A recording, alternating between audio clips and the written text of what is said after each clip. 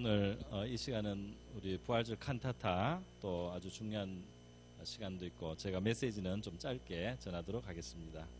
제가 한번 기도하겠습니다. 고마우신 아버지여, 이 시간 우리 부활의 세계에 대해서 우리 성도들에게 말씀을 나눌 때 우리 하나님께서 말씀과 함께하여 주시옵시고 우리 부활의 소망으로 저희들의 마음을 새롭게 하여 주시옵소서.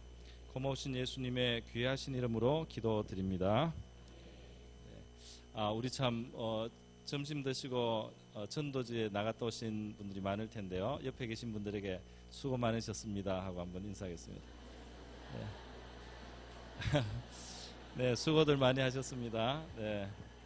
오늘 해보시니까 느낌이 어땠는지 모르겠는데 계란이 많이 부족하다, 실탄이 좀 부족했다, 너무 빨리 없어졌다, 이런 말씀들을 많이 하신 것 같아요. 시작이 반이고 하나님의 일을 우리가 너무 잘하려고 하면 힘듭니다.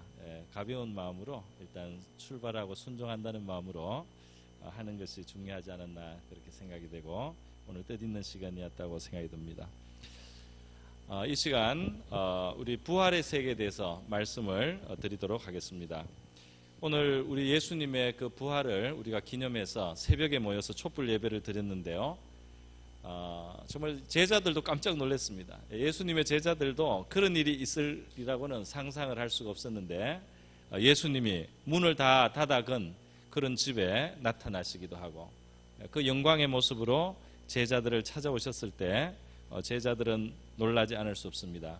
성경은 부활이라는 너무너무 놀라운 진리를 하나님의 세계를 우리에게 말해주고 있어요. 다른 종교의 그 창시자들, 석가모니라든지 또 뭐 공자라든지 이런 사람들을 보면 죽어서 끝이 납니다.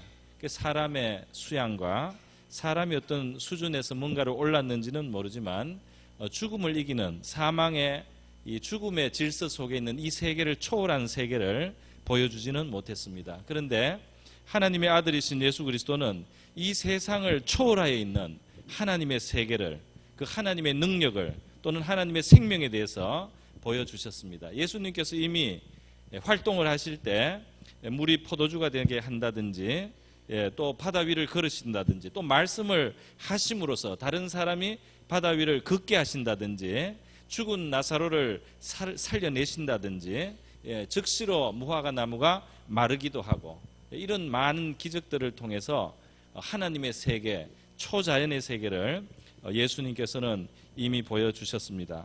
부활하신 예수님의 몸은 문이 다 닫혀 있는 집안에 호련히 들어올 수 있는 몸이었고 그러면서 동시에 만질 수 있는 몸이었고 음식을 드실 수도 있는, 제자들에게 증명하기 위해서 음식을 드시기도 하는 생선 조각을 하나 드셨습니다. 그렇게 증명해 주신 놀라운 세계였습니다. 아니, 부활이라는 게 어떻게 도대체 있을 수 있는가 이렇게 묻는다면 이렇게 대답한다고 성경이 지금 이 본문에서 말씀을 하고 있는 것입니다. 부활의 세계를 어떻게 비유하느냐 하면 이 세상에 뿌려지는 씨앗과 그 씨앗에서 나오는 나무나 그 식물을 보라는 것입니다. 이 씨앗은 대단히 단조롭고 단순하고 그 아무것도 아닌 것 같은데 그것이 일단 들어가서 뭐 죽듯이 그 안에서 이제 작용이 일어나기 시작하면은 거기서 상상할 수 없는 생명체로 변화가 됩니다. 변모가 됩니다. 식물의 세계도 그렇게 되지 않습니까? 작은 도토리 안에서 큰 상수리 나무가 나옵니다. 상상할 수 없는 변화를 하나님이 이 자연 세계에 이미 심어 놓으셨어요. 그래서 영적인 진리를, 더 큰 진리를 알 수 있는 힌트가 이 세상의 곳곳에 하나님이 이미 두신 것입니다. 우리에게 감을 잡으라는 거죠. 식물의 세계뿐 아닙니다. 이 동물의 세계도 그렇습니다. 곤충의 세계를 보니까요, 우리 그 애벌레가 고치를 치고 번데기가 되었다가 그 번데기 안에서 나비나 나방 같은 날개를 가진 그런 생명체로 변화되는 일들이 이제 나타나죠. 트랜스포메이션, 변태, 아니, 나쁜 뜻이 아니고 변태, 모양을 바꾼다는 뜻에서 변태인데요. 그거는 순수한 변태입니다. 그런데 오늘 제가 배운 게 있어요. 그게 뭐냐면은 이 그 애벌레는 말이죠, 눈앞에 있는 이파리밖에 못 갉아 먹습니다. 그렇지 않습니까? 기어가는 거 답답합니다. 완전히 2차원의 삶을 사는 거죠. 평지의 삶을 사는 겁니다. 예, 그런데 그 눈앞에 있는 거 갉아먹는 것밖에 못하고 꾸역꾸역 기어다니기밖에 못하던 이 애벌레가 일단 누에를 고치를 치고 말이죠. 그리고 번데기가 된 다음에 나중에 거기서 무엇이 나옵니까? 날개를 가진 희한한 생명체가 나오는데, 이거는 완전히 위아래로 막 날아다니고 마음대로 날아다니고 눈앞에 있는 것만 이파리만 깔아먹던 것이 이제는 꿀을 빠는, 꽃에 날아다니면서 꿀을 빠는 완전히 다른 존재로 이렇게 트랜스포메이션, 완전한 변형을 하는, 이것을 하나님이 자연 세계에 두셨다는 거예요. 근데 오늘 제가 배웠다고 하는 게 뭐냐 하면은, 그 고치를 치면은 그 안에서 어떻게 해서 변하느냐 하는 것입니다. 나비로. 나비로 어떻게 애벌레였던 것이 나비로 어떻게 변하느냐, 그 번데기 어떻게 나비가 되느냐 했는데 과학자들이 아직 몰라요. 모르는데 한 가지 아는 것은 그 고치 안에서 어떤 일이 일어나느냐, 산이 나와가지고요, 사실은 몸이 녹는답니다. 그래서 사실은 죽는데요.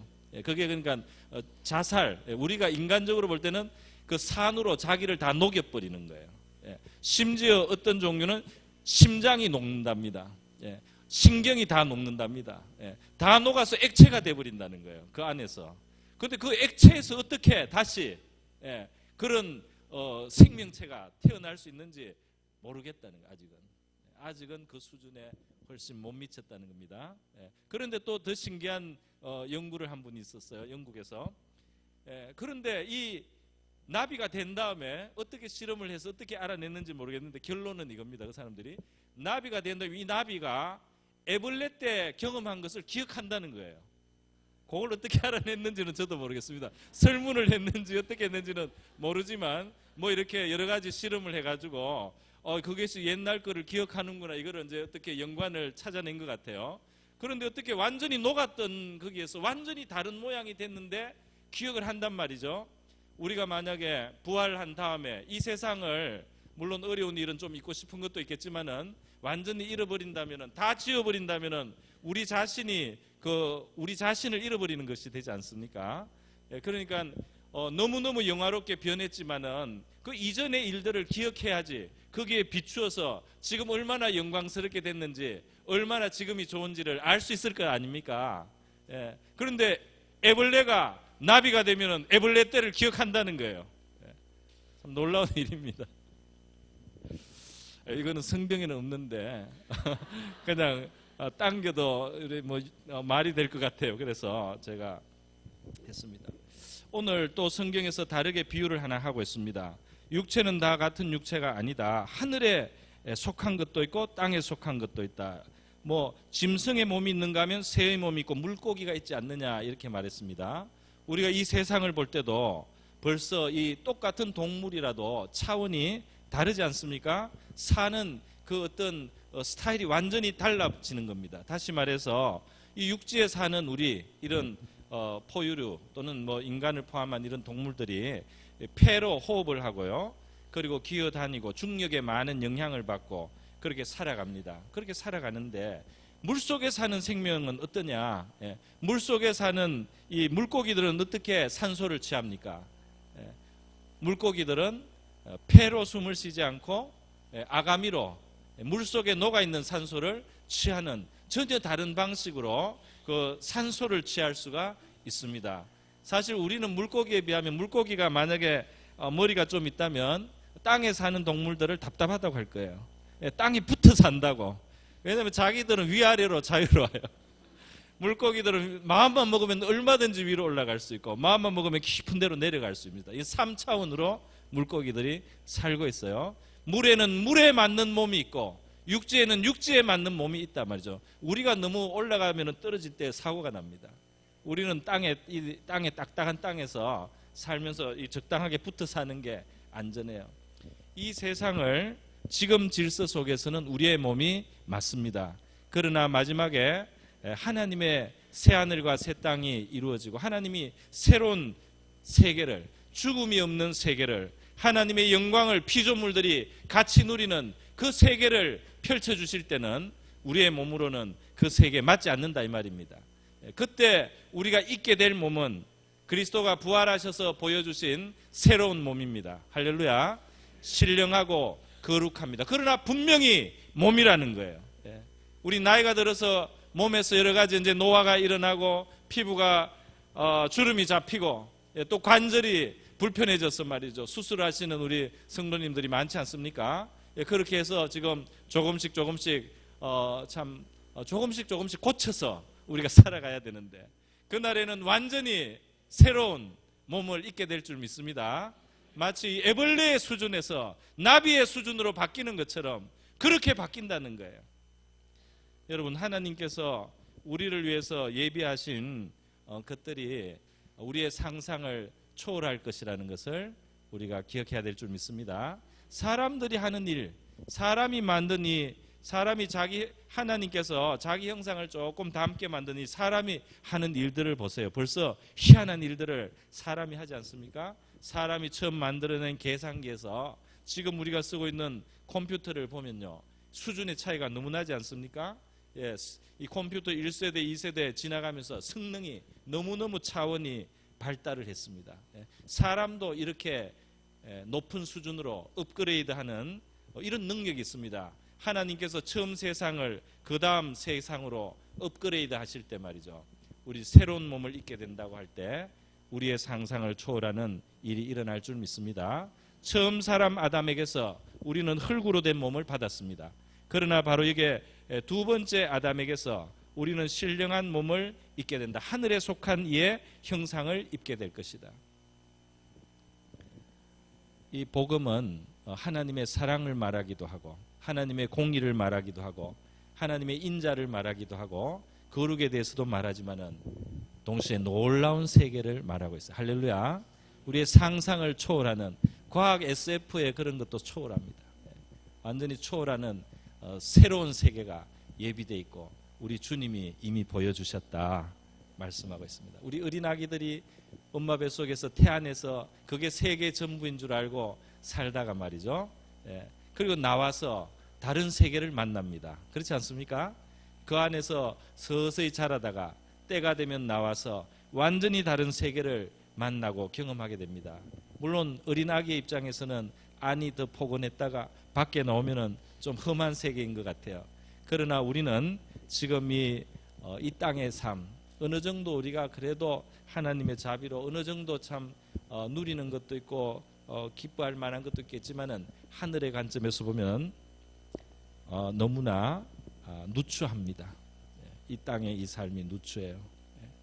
이번에 우리 장로님이 뉴질랜드 갔다 와서 막 놀랍다고 막 이야기를 하셨어요. 뉴질랜드 멋있지 않습니까? 로드 오브 링에 나오는 장면이 다 뉴질랜드거든요. 높은 산, 깨끗한 하늘, 큰 숲, 전부 다 뉴질랜드입니다. 뉴질랜드 가면 입이 딱 벌어져요. 그래서 이야 정말 좋습니다. 하나님이 뭐라고 하겠습니까? 내가 있는 데는 더 좋다. 내가 있는 데는 더 좋다. 뉴질랜드 가지 말라는 게 아니고 그 좋은 걸 봐야지 더 좋은 게 있는 거를 약간 감이라도 잡을 거 아닙니까? 그죠? 우리 더 놀라운 세계가 기다리고 있다는 사실 기억하시기를 바랍니다. 지금은 흐릿하게 보지만은 그때 선명하게 볼 것이다. 사도 바울이 지금은 거울로 보는 것처럼, 그때 거울이라는 것은 구리 거울을 말합니다. 구리를 아주 잘 닦으면 얼굴이 좀 비치는 거예요. 그러나 고대에서 구리를 잘 닦아서 좀 비친 얼굴은 그래도 흐리지 않습니까? 그런데 그때는 얼굴과 얼굴을 대하는 것처럼 분명하게 우리가 주님을 대하게 될 것이다. 할렐루야.